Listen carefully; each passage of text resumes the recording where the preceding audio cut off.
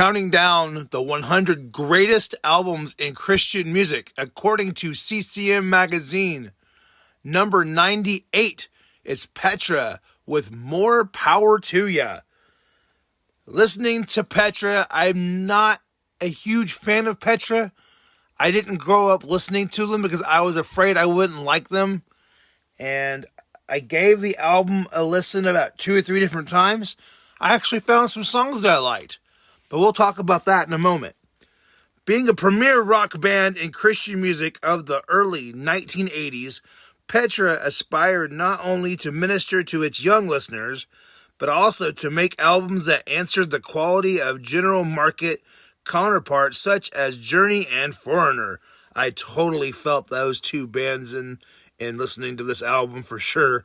The arrangements and production of 1982's More Power to Ya didn't quite attain the quality of groups, but the record, if nothing else, pointed the way toward what Christian rock could attain normally. There's still no doubting Petra's collective playing and singing abilities, however.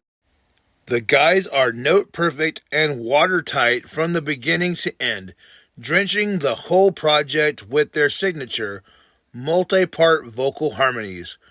But the true strength of More Power to Ya, and what keeps it vibrant today, is its completely God-focused lyrics.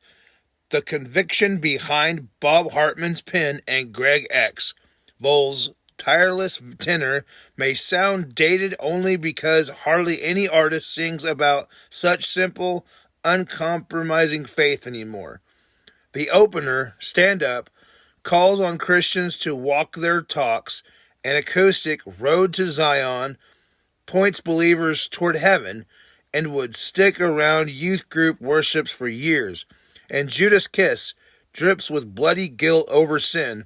No group before or since could put a Bible study into music like Petra. Okay, I don't like the way this guy wrote this article, but it is what it is.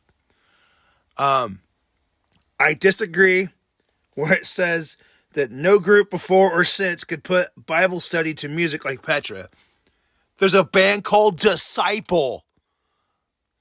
First part of their career, the first 3 to 4 albums, was all about that. Would take Bible study, and that's how I learned a lot of Bible studies, was listening to Disciple. But that's just me. But Petra is a band that I thought would be heavier. I expected more like Striper, but I guess I shouldn't have because a lot of people liked Petra back in the day, and not a lot of people liked the heavier riffs that Striper has.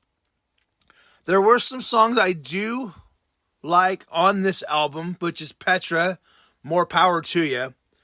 I liked, the title track, More Power to Ya. It's a slow ballad, but it's good. Let Everything That Has Breath Praise the Lord. I really liked that. I didn't know that song was out that long. I thought it was a mid-90s worship song. I didn't know it was around even earlier than that. All Over Me, I really liked. And The Road to Zion. I think All Over Me was probably my favorite song on this entire album. This album, I'm a person that likes cover art. I want the cover art to show me what the album is going to feel like. Petra, this album, More Power to Ya, I guess you had to be there because looking at the artwork, it's so rad. Like, I expected it to be like, not EDM, but not even industrial, but kind of like industrial, even though I know that's not Petra's style. I still was really hoping he was going to be an industrial-like feel. But no, it's completely a 7-Day Slumber situation. And I say that respectively. Because I never liked 7-Day Slumber until the last 2 or 3 years. A lot of it because I didn't like the sound back when I was really picky on music. But then getting into their music, like all their covers look like they would be like super heavy. like the artwork, and then you were like, oh, this is not what I thought the artwork was going to be. Comment below, what is your favorite Petra album? Do you like this album? Do you not like this album? Let me know. I want to know. I'm learning a lot about Christian music. And the 100 greatest albums in Christian music, according to CCM, is helping me get there. I'm learning what Christian music's all about.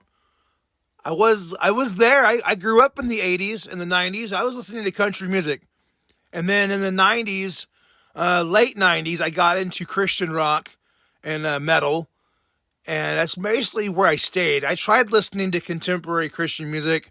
Like Carmen grabbed my attention.